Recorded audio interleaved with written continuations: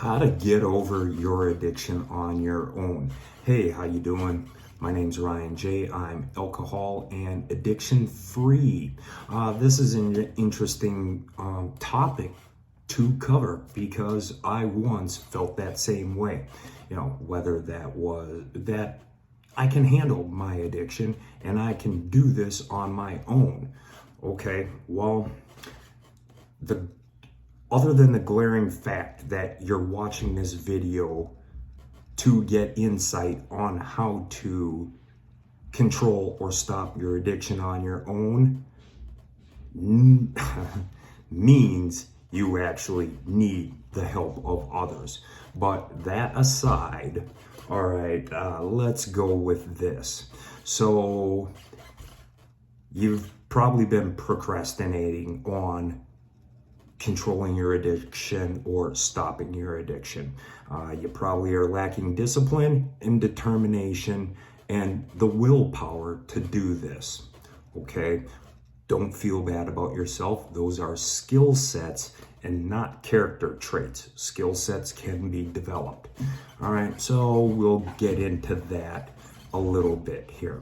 Now, just acknowledging the fact that you need to stop or control your addiction has some sort of self-awareness to it, whether you came up on that on your own or whether it was friends, family, loved ones, maybe a job or the courts or your probation officer said, hey, listen here, we need to control this. And you're like, fine, fantastic, I'm gonna do it on my own. All right, well, cool. Best of luck. Here's my suggestion on how to do this. And I get it that you want to do it on your own because it's extremely difficult, humbling. You're probably full of embarrassment of what people are going to think and, you know, admitting it to yourself that you do have a problem and you do need to reach out for help.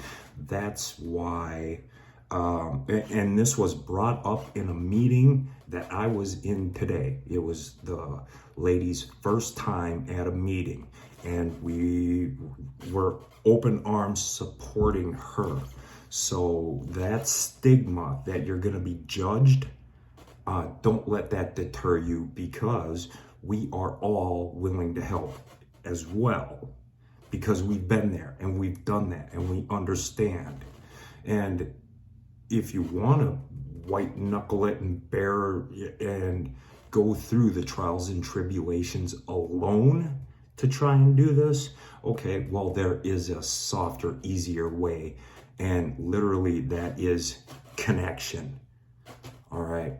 That's why I'm taking my A+ enhanced broad life recovery meetings online. So with a judgment-free zone, if you'd like to pay attention to those meetings, get at me in the comments. I'll make sure that you get a link to the next meeting. At any rate, so if you're full-blown and ready to do this on your own, here are some suggestions for you. 3 of them. You're gonna need to change your people, places, and things. Okay, location, definitely. The location trumps willpower every single time. It's the benchmark of like philosophy or something like that. Location trumps your willpower every single time. So that's the neighborhood you live in, where you work, where you live, what's your location? And if it has anything to do with your addiction and enabling you or ease of use or it's a comfort, you need to change your location. Okay, so that might be uprooting where you live or changing your job, or more often than not, it's like literally where you live. You know, get out of the neighborhood where you know everybody and everybody knows you. All right, change your location. Highly recommended, actually pretty necessary to do that. People who you hang out with. Are they enabling you? Do they support your habit? Do you support theirs? Are they your friends only because the only connection that you have is why you're friends is that you use together or benefit in some way in the addiction type behaviors together? All right, if that's the basis of your friendship, you're going to need to change your friends. So, starting from fresh, that's kind of scary because you might have known these people for years or they might be lifelong friends. Okay, kind of scary, but it can also be exciting because now you get to go meet new people that will support you in your new lifestyle and support you in not feeding your addiction. Oh, more often than not, by getting a new set of friends or allies, they will quite possibly call you on your bullshit versus when a friend generally will put up with your bullshit. So it's different. Think of it and embrace that opportunity for new association, new allies, and people that support your growth, not bring you down into your addiction. Okay, the things you do, your habits, your routines, whatever that is, you're gonna switch it up. Gonna have to switch it up. Get new habits, get new routines, do new things, because whatever you're currently doing is more often than not tied to your addiction and your use. Okay, so you're gonna have to switch that up. So growing and expanding the neuroplasticity, your brain, in identifying what you do and things and habits to use. So you're gonna have to switch that up. All right, what does that mean? I don't know. Quite possibly taking care of yourself physically, reading books, getting exercise, proper hydration, eating right, taking care of your physical you first. Start there. So you're going to change your location, you're going to change your association with the people, and you're going to change the things that you do. That's a lot of change. That's a lot to put upon yourself. So can it be done solo and you're gonna hard charge your way through this battling your addiction alone? You can. I'm not gonna say that a person can't, but if you were gonna go statistically speaking, you're probably like some percentage of 1% going to fail without some sort of help, guidance, or assistance, or at least somebody keeping you accountable. Your chances are astronomically low. Me, myself, I don't like to think of things in odds or percentages. I kind of feel like how I look at those odds and percentages, I'm an odds percentage breaker, okay?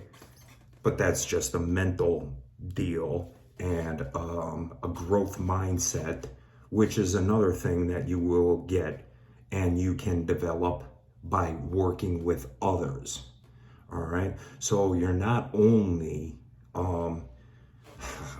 arresting or stopping your addiction or curing yourself, you're actually growing as a person in your attitudes, your mindset, your behaviors, different perceptions on how to look at things. You're filling up your toolbox with things that you can use.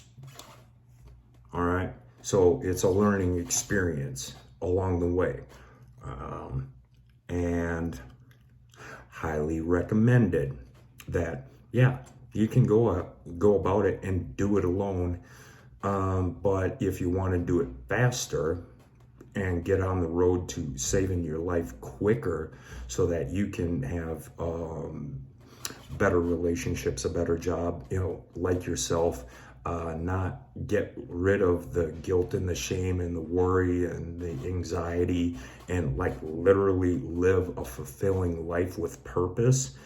You want to get to that spot faster, go as a team, reach out to somebody. That's why I highly recommend, well, and that doesn't have to be necessarily the meeting I'm putting out there as the A+, enhanced broad life recovery.